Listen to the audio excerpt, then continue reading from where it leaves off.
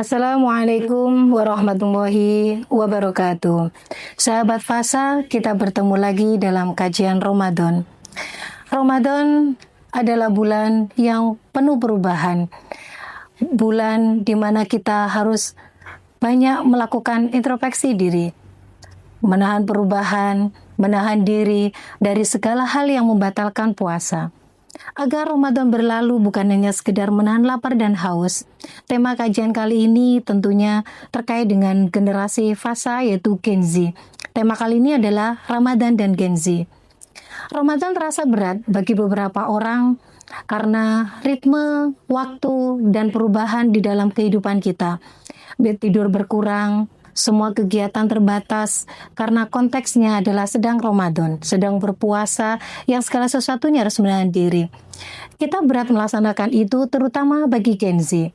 Bagi Gen Z, puasa atau Ramadan ini adalah perubahan yang luar biasa.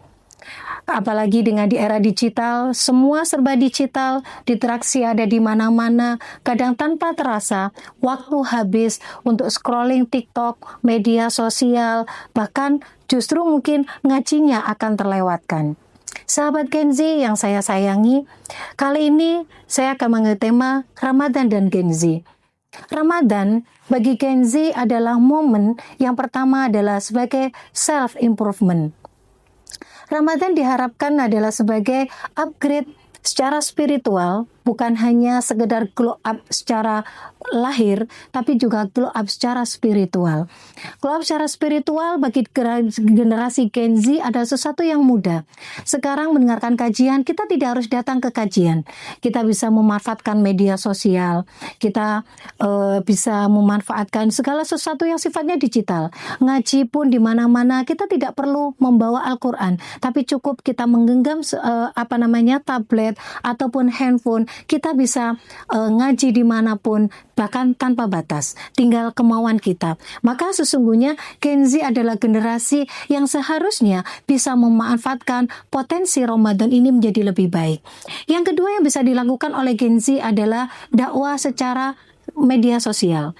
Media sosial jangan dimanfaatkan hanya sekedar scrolling tanpa makna, rebahan, scrolling TikTok, mendengarkan sesuatu yang tidak manfaat. Tapi manfaatkanlah media sosial ini untuk misalkan membuat kajian singkat terkait dengan tema-tema yang sekarang upgrade dan mau didengarkan oleh para Gen Z. Atau membuat konten yang sifatnya adalah membangun keinginan untuk perubahan di dalam bulan Ramadan ini. Lantas sebenarnya apa sih yang bisa kita laksanakan dengan konteks Gen Z itu? Bahwa Gen Z itu mempunyai tantangan tersendiri. Yang pertama, Gen Z itu identik dengan bahwa dia itu suka sesuatu perubahan yang instan. Maka ini bisa dilakukan. Silakan melakukan kajian-kajian yang dia mau, yang kamu mau, apapun itu bentuknya dalam konteks digital. Misalkan bukber, trennya kan sekarang bukber di mana-mana. Manfaatkan bukber itu dalam konteks yang positif. Buat konten kreator ya, sebagai konten kreator sambil bukber menunggu berbuka puasa, buatlah konten yang positif yang di sini bisa bermanfaat untuk berbagi sesama Gen Z. Ya, kemudian kalau misalkan FOMO, silakan keadaannya itu bisa dalam konteks yang positif gitu. Artinya bahwa jangan sampai Ramadan ini kita sebagai generasi Z, kalian sebagai generasi Z justru dimanfaatkan oleh digital ini menjadi sesuatu yang negatif.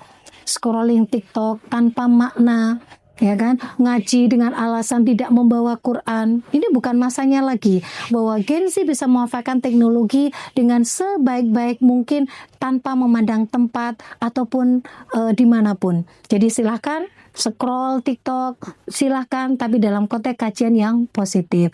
Buat FOMO ini menjadi sesuatu yang positif. Buat konten kreator menjadi sesuatu yang sifatnya positif. Buat kajian-kajian dengan sesama teman di kelas, sesama generasi generasi Z gitu ya, yang sama ide kreatifnya sama. Ayo berkumpul kemudian membuat kajian yang lebih positif. Bisa juga mengkaji terkait dengan yang semester akhir, bisa dengan konteks skripsi sambil menunggu bukber, kajian-kajian terkait dengan judul skripsi bisa dilaksanakan.